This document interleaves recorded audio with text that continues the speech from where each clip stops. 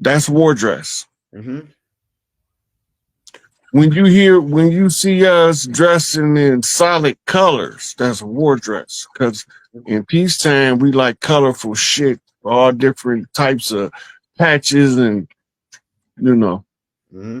Mm-hmm. Shout out to the Apache, Fort Apache, the Bronx, rocking in this mofo off of Wu-Tang Clan in the 36 chambers. Mm-hmm. Elevate your mind, free your soul, like In Vogue. Man, cold flipping, knocking and clapping back to the knockback on the zigzag flip to sew this bitch up. So What you the talking about, Elder? Hey, so last year we know that we did this. There was a Super Bowl ritual, and the Chiefs beat the 49ers. And we know the 49ers was connected to the gold rush, where they, pretty much genocide people in California. But now we go to the Eagles versus the Chiefs, and the Eagles get beat down pretty much. I saw some lady in the crowd with a voodoo doll of Patrick Mahomes. She was Uh, stabbing the shit out of it, yeah, was you started. I was like, "What the heck? People going crazy, man. This is too far now." Hey, so what is significant about that in alchemy? Dealing that we know that all of this is kind of like some kind of ritualistic thing. What is the dealing with the Eagles, which some people say represents United States courts, or it could represent the original people? the eagle don't represent the Go ahead. corporation. I'll say that. Go ahead. Go ahead. The eagle represent the republic, not the corporation. The corporation never recognized what we call zoo type, like national bird. That was the republic.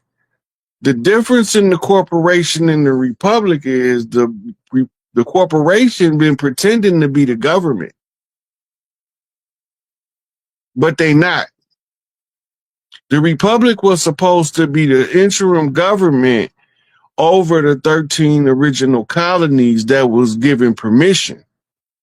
Everybody that wasn't part of those 13 colonies didn't have a representative on the tribal councils across the land. But if they was tied to one of those 13 colonies, they know that the Queen Mother gave them passage or refuge from the tyranny of Europe. So the 13 colonies represents the 13 subgroups of people that came over here.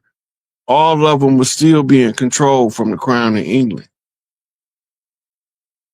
So the corporation is administering salvage rights of the Crown, right? As the corporation that administers salvage rights of the Crown, all of the agents of the corporation is supposed to be capturing the black folks, the dead folks, lost at sea, vessels at large, nationals with a nationality, to tie them back to a salvage right so they can know where your claim rests in dry dock, right? If you a national, when you in dry dock, they know what entity represents you in dry dock. You no longer under the law of the water. The dry dock today is called the prison system. All of the chiefs being held in reprisal for the debt of the corporation under the pretense in the operational manuals of COINTELPRO Rex 87 or Rex 84, the Global 2000 agenda. They told us what they was doing, and it was up to us to figure our way out. So when they telling us what they doing, because they have to. They don't have to tell us directly. They can code it. We have to figure out they code. That means that we have to think above the level of the ones oppressing you. That means you have to assume the identity of your God self and your God mind. We all gods, children of the Most High and the Great Mother. And you can't escape that. All of the women on earth have one common denominator. mitochondria. All the women on the earth can use the mitochondrial psychic network.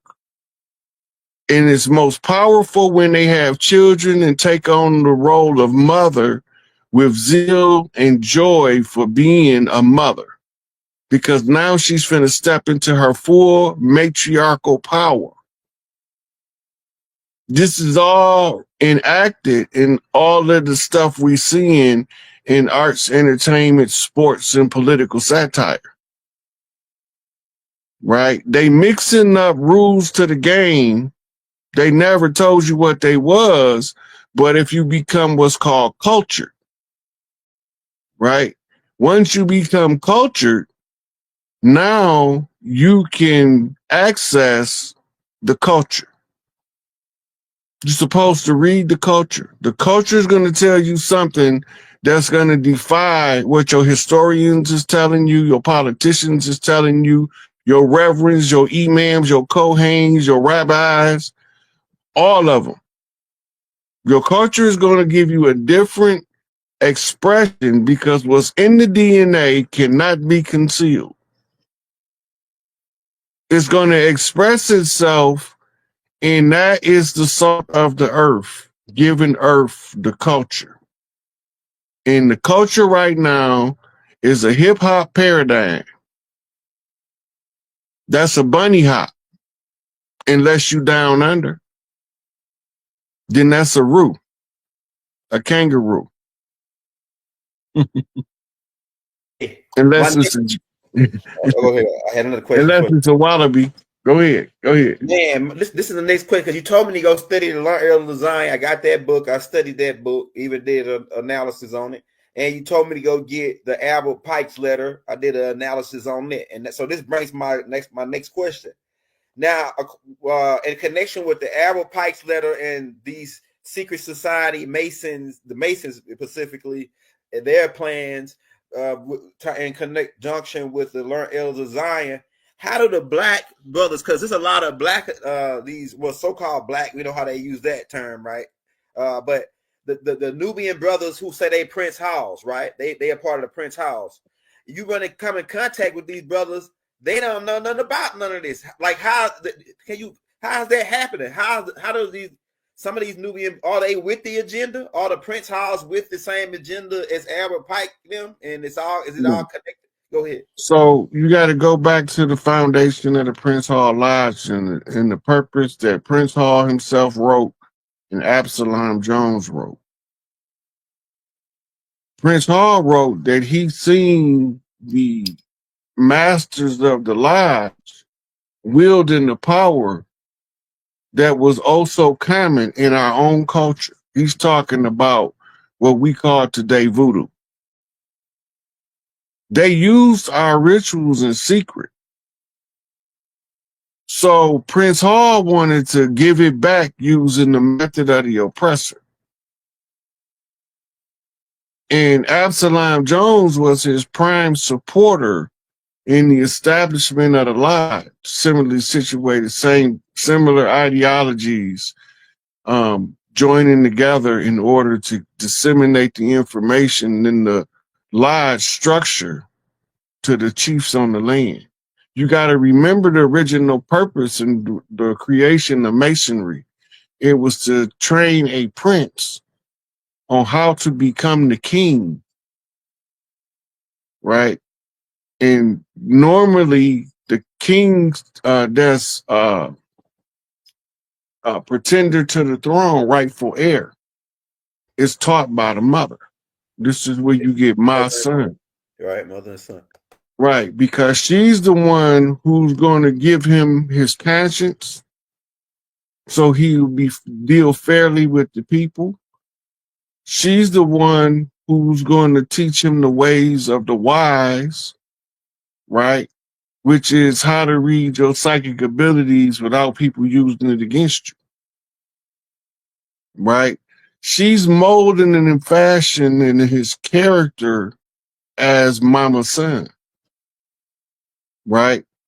And 9 out of 10 in big families, you have the children is split. You got daddy's boys, daddy's girls, you got mama's girls and mama's boys. Normally the mama's boys and girls wear the red and the black. The daddy's boys and girls wear the blue. And this is what the Prince Hall Masons are, Blue Lodge, but they not the Masons with the contracts. You gotta remember. So you got your actual Masonic Lodge, which is not in a building. It's at the feet of the mother, where the true masters is being fashioned. Crack them heads. But then you have what's called your contracted agencies. These are the ones that have the meeting halls. They are the free and accepted Mason, as long as they don't divulge the great Masonic secret. The great Masonic secret is who assaulted Hiram Abiff. Right, go ahead. Right? That's the two-ball cane flip. The Jacobites. That's who hit him. So once the search for your two-ball cane is your search for the great men in your life that molded you into being the best version of yourself as a man.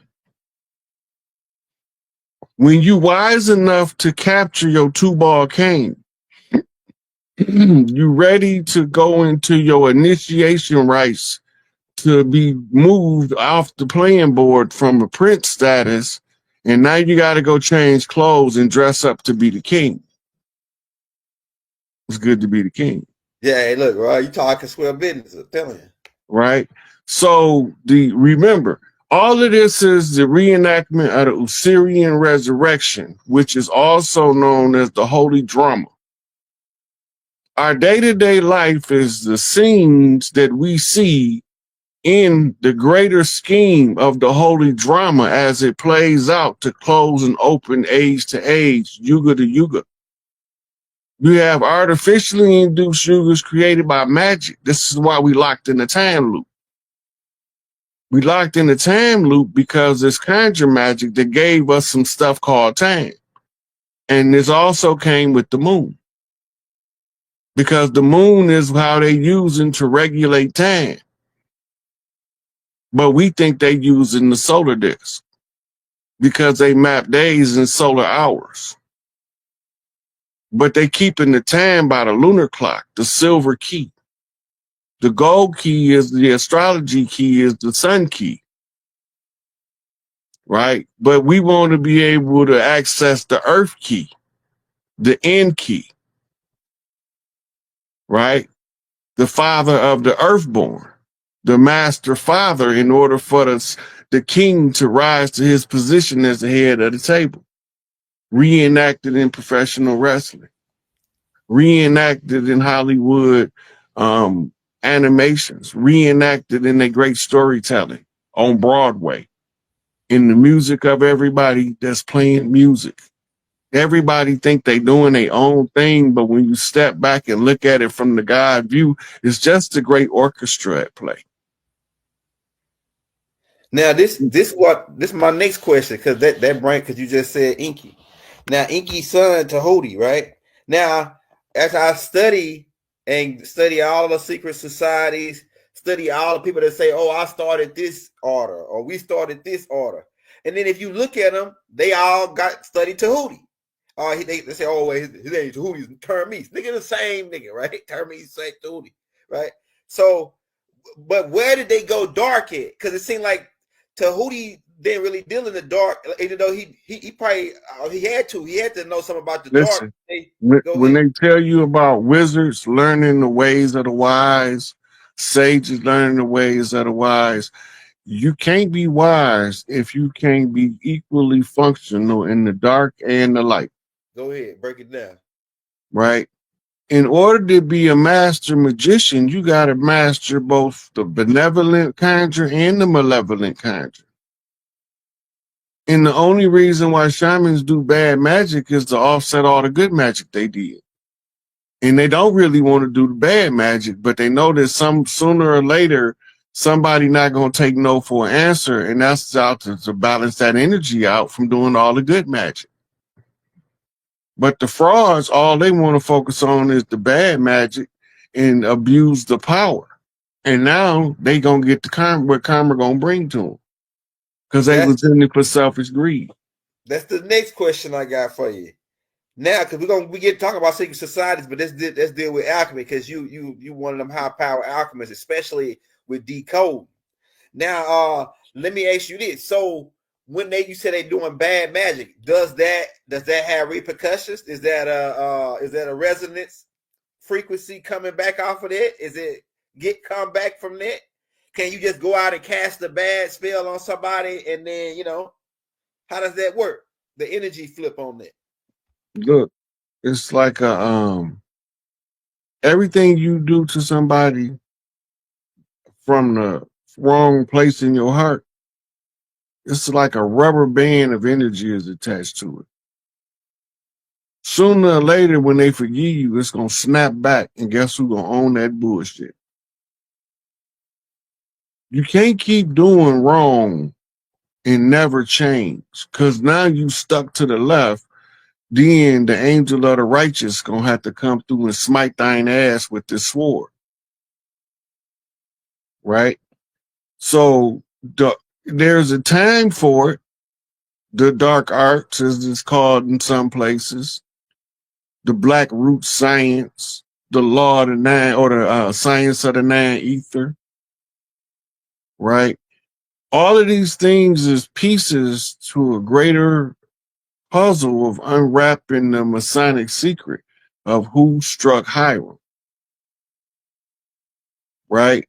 In this case, it was the three conjurers that had us in the stupor. It's the Kingu spell given to us in ancient Sumer. It's the Amen spell or Amun spell given to us out of the 18th dynasty in the priest wars in Egypt. Right? And then you have your Civil War revolutionary conjure. That was the blood sacrifice in the Crispus Attucus. And this was brought to us by John Dee informing the Queen of England on how to put us in that stupor.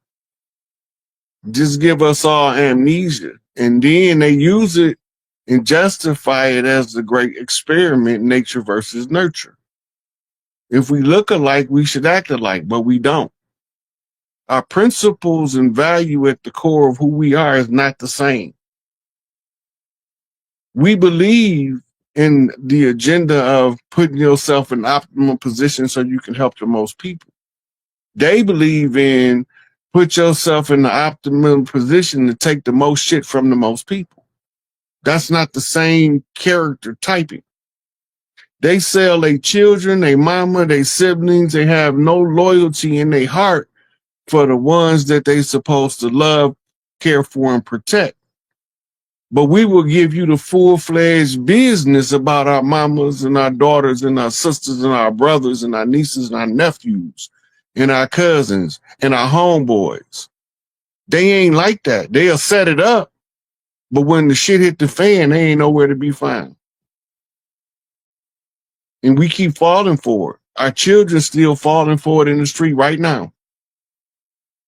The arrogance of the one that just bought the AK-47 that make him feel invincible, not realizing that it's another guy down the street that just bought a SKS that make him feel invincible. And lo and behold, thus the two must meet. Right? Right. We got something to prove, but we don't realize that we fighting the war that our enemy gave us to fight so we wouldn't fight him. Man, that's cold. Hey, that brings my next question, Rob. So you've probably been watching the news lately. I think this in Cleveland. The KKK, white supremacy, is now invading their neighborhoods with flags and signs, and the cops are protecting these guys. And the Nubian brothers are, getting aggressive towards these guys. Do you think this is another part of their secret society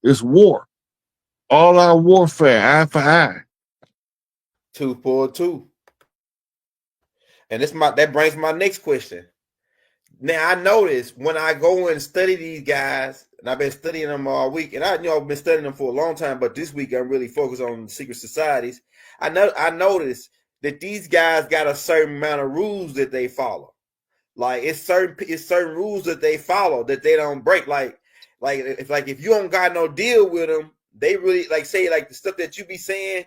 People saying that, man, all the stuff Rod saying about the secret society, all that stuff, they should have been came after him by now. But they got certain rules amongst them to where, Rod don't got no deal with us. He never made an oath with us. So technically, he's just like one of those freak of natures that just can say, we can't really mess with him technically because he don't got no deal with us. That type of thing. So what is your take on them following these certain types of rules and got they real strict on their rules and the guidelines that they We follow? say code of conduct. If you can't don't have the self-discipline to follow a code of conduct, you expendable. You the crash out dummy. You the one they finna send to pull the dummy move. They gonna send you to drive down Bourbon Street shooting out the window like a damn fool. Because you can't follow the code. They gonna make you blow yourself up in your truck in front of a Trump Plaza in Las Vegas. Yeah, that makes sense. Because you won't do they bid. You won't honor their code. They was knocking for the Manchurian candidate, and he told them no. He didn't want to do nothing to Ali Carter. Leave that girl alone. She done been through enough. Y'all just mad because she exposing y'all underground network of pedophilia. Leave her alone. Y'all won't see something bad happen, do something to her. Right. And that brings me to my next question. Now, there was this dude named William Bryant and Bob Hope. You ever heard of Bob Hope? Yeah. All right, so I come to find out when I'm studying these files, because a lot of this stuff got opened up this year. It's come to find out these guys were hypnosis for the CIA, and that a lot of the people in Hollywood, hypnosis. Bob, and it's another dude named William Bryan Jr. You ever heard of that dude? Let me see. That sounds familiar, but I probably read about him somewhere. He the one that hypnosed the guy to take out Robert Kennedy. Because and look, he the one that actually directed the Manchurian candidate. Yeah, this nigga. Yeah, why? When I was going through the paper files, I almost fell out the chair. I say, man, look, this right here, I almost fell out the chair. Out of the names you mentioned, Bob Hope stick out the most because you remember he was a comedian that used to hold the USO entertainment for the troops during Vietnam and Korea War. Right. Now remember the guy from the Gong Show. He was using the Gong Show, traveling the Gong Show to different places while he do hits for the CIA. Yeah, see, they got some stuff like that in the file. I just scanned through. Bob Hope name came up real thick though. Yeah, Bob Hope. Bob Hope is an anomaly. He's like a meteor in the timeline. He did a lot of shit. Yeah, from what I gathered is that these guys pretty much control Hollywood. Like you had to go through Bob Hope and this other guy. They were like the background manipulator guys. They call them programmers. That's what they call them, programmers. That's what they call Bob. They got Bob Hope listed as a programmer. And they MK Ultra program, and this dude Brian Williams, they were like handlers, and they had trigger words for certain people based on what this document was. And they even control all the writers. They even hypnosed all the writers and people that drew all the pictures for Walt Disney. Right? Yeah, so all this is connected, and come to find out that right before that they built Disneyland and Disney World, the CIA stopped the construction on it so they can come in and build these underground facilities that over there. And Well, you know, whole family's been coming up missing in Disneyland for years. Yeah, that's what I'm finding out. Like, it's a lot of creepy. It started to get creepy.